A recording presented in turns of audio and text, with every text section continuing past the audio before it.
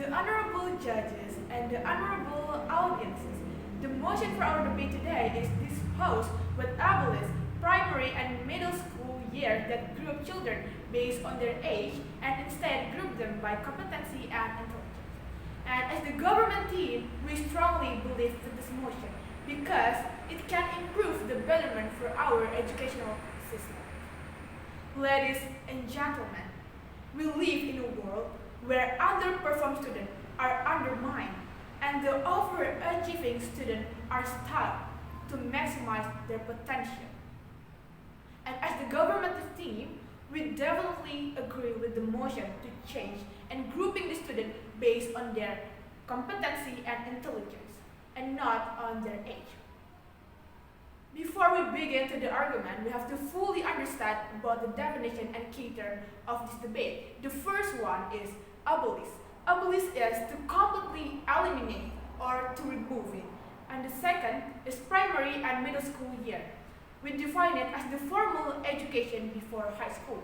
And the third is group children based on age.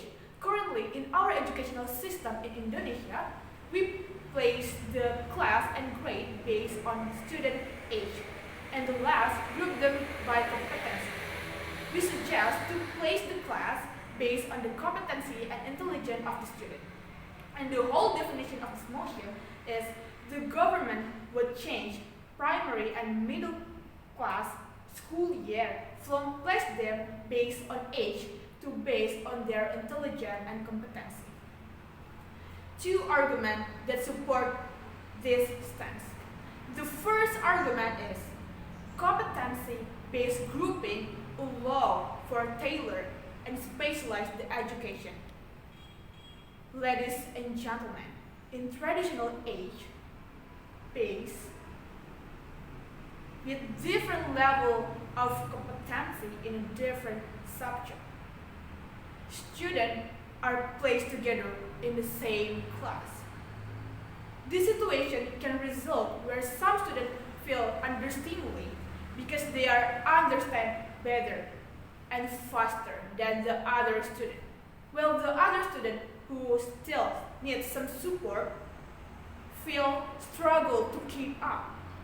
And the fact is, if we as the government team make this competency-based grouping, it will acknowledge the student, either the teacher, that every student has the unique strength and weakness. We can compare based on the student and also the teacher. From the teacher point of view, the teacher can teach regarding the student abilities. And the group with under competency student, the teacher can explain the material more simple than the other class. And the class with the student who understand better, the teacher can level up the material to teach them. In order, the student will get their needs and their ability of education. So we can see the evidence in a competency-based education or CBE.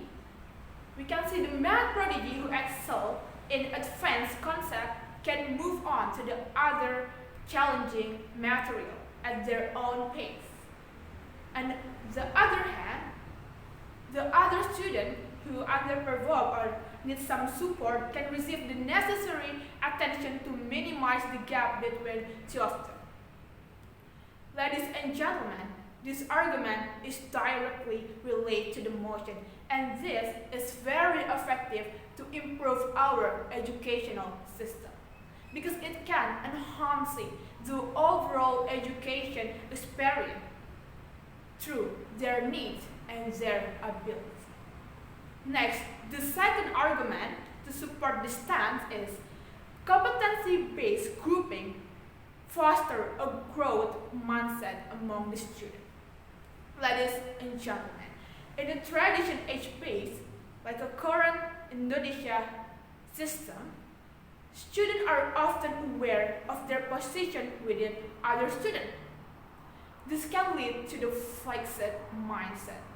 They receive and perceive their ability as steady and are hesitant to take the risk or embrace challenges for fear of failure. This can lead to the both student for under or overperform student can't even maximize their potential and ability.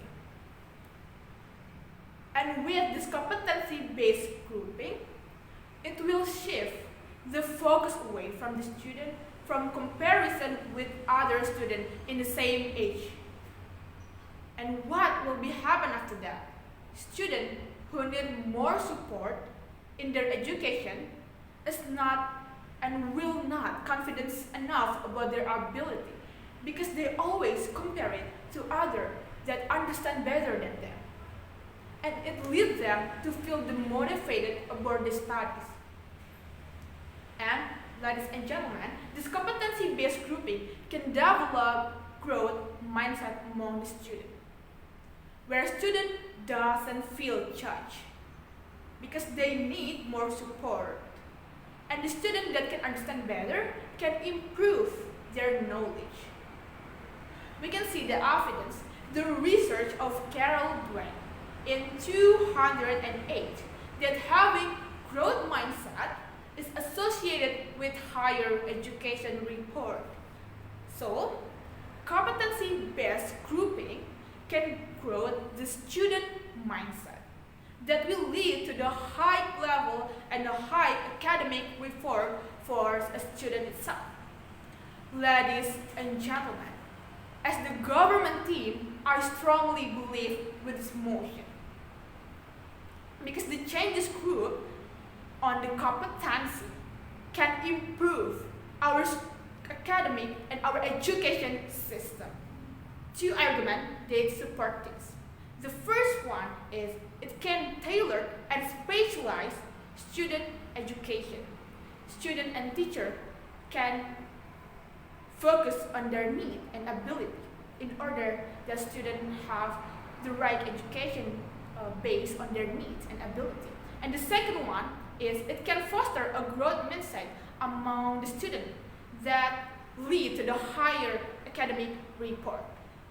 Ladies and gentlemen, as the affirmative and government team, I still believe in this motion. Thank you.